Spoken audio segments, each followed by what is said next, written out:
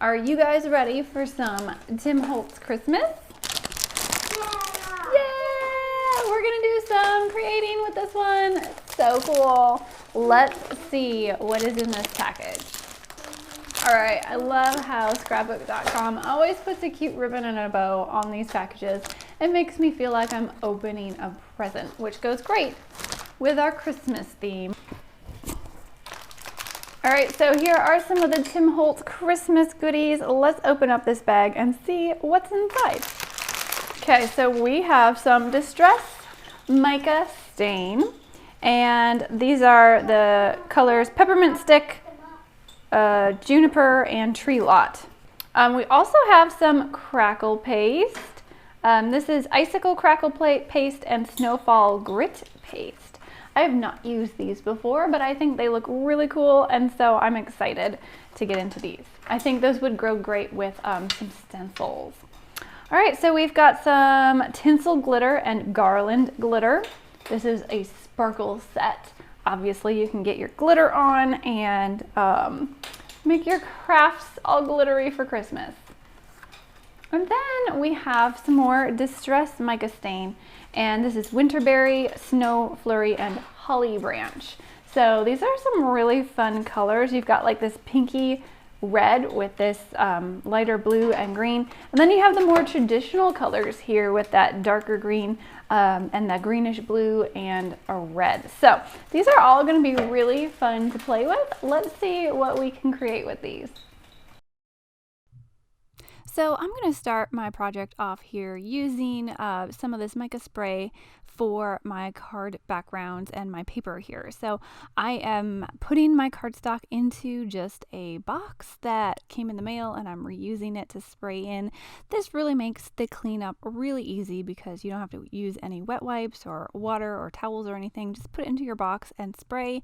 Once you're done with your box, go ahead and recycle it. So I really love using all these messy sprays inside of boxes to kind of contain that mess. But as you can see, I'm spraying greens and reds on these backgrounds. I'm taking my heat tool and I'm just drying these so that they can be completely dry. And I'm going to go ahead and do some die cutting with these. So I have some dies that have been in my stash for a long time. I don't even know where I've got these, but I've got some poinsettia flowers and some sort of pine leaves here.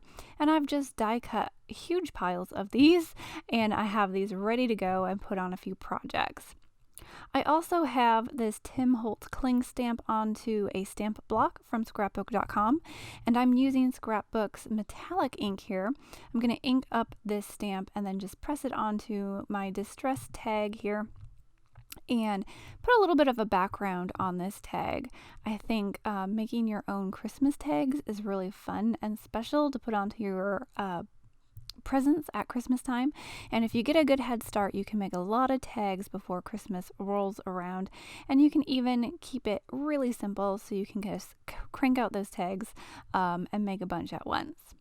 So after I stamped on my tag background, I'm taking my mica spray again. This is one of the dark green colors, and I unscrewed the lid and I'm just tapping it on to my tag. I'm just putting some splatters on there with that little hose from the pump top, and that works really well. And I let those splatters dry, and then I'm going to go ahead and layer on all my little die cut pieces.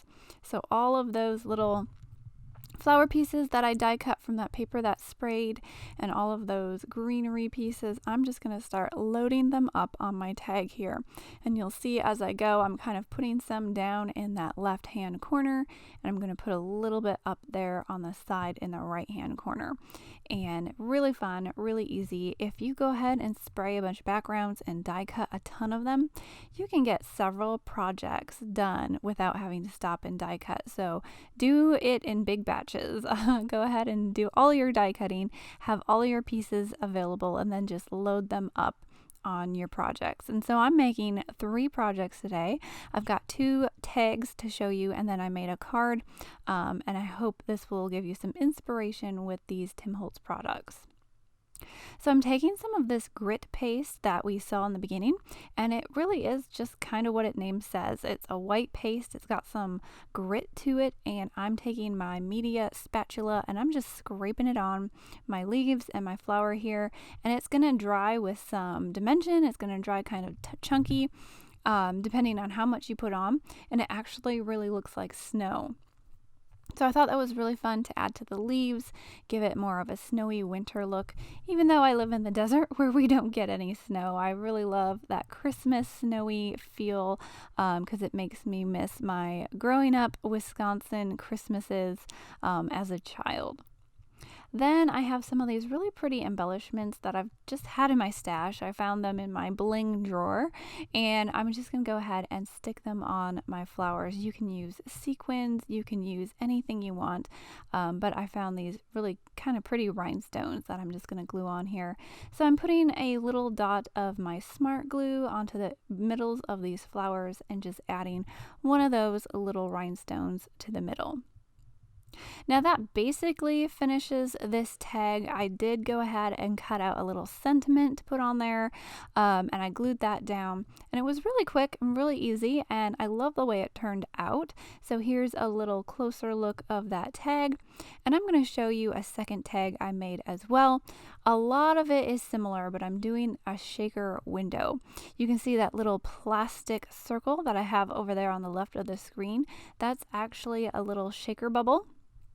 And I got that from Tonic Studios, and I'll link to it if I can, but I know there are some other companies that also make some of those little shaker bubbles. They're really easy because not only are they self-adhesive, but I also put glue around the rim, and then when I glue it down onto my tag, all the surface is glued down, and I'm not going to lose any of my shaker bits. So I was a little bit nervous working with this fine glitter from Tim Holtz because glitter in shaker cards usually gets all over the place. But when I have this little shaker bubble that I can adhere all the surfaces down, I know nothing is going to escape, and my shaker glitter is going to be fine and it's going to be contained. So I put it in the shaker bubble, nothing escaped. It was perfectly fine, and I love how it turned out. I'm just wrapping a lot of these greenery and these flowers around my little shaker bubble here, and I'm gluing them down. So I'm essentially building a shaker bubble wreath, which I think is really fun. And I think this will be really fun to tie on to gifts at Christmas time and give to a special friend. I'm going ahead and I'm embellishing this as well with some more of those rhinestones. So even though I have two unique tags, they kind of coordinate. They look alike, like a set. And I did add a little sentiment there as well. So that is tag number 2. And I'm going to show you how I made a card now. If you're not into making tags, you can also use all of these Christmas goodies for Christmas cards. I'm taking a Slimline stencil from scrapbook.com, and I'm using it with an A2 size card front. So because I'm using those two different sizes, the Slimline is a little bit more narrow than my card base, but I thought I would play with that a little bit and put sort of a torn piece of paper on that bottom there and make a jagged edge or border to my sprayed stenciled background. So you can see as I peel it off here, I was kind of just playing around with that bottom portion, and I kind of like how it turned out. I die cut some of those sentiments, glued them on, and I'm going to load the top up with all of this greenery that I cut in the beginning, and that's going to be that card as well. So you can get 3 different projects, probably more if you just go ahead and die cut tons of little dies using all of these Tim Holtz products together to make tags and cards and all the Christmas things. So go ahead and check out these Tim Holtz products.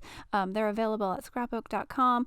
I will put links down in the description box below if you're interested in any of the products that I've used. Otherwise, I hope this leaves you with some inspiration, some ideas. Make sure you subscribe, like, comment, share, tap that bell for notifications, and just do all the things. And I will catch you guys next time. Have a great day, everyone. Bye.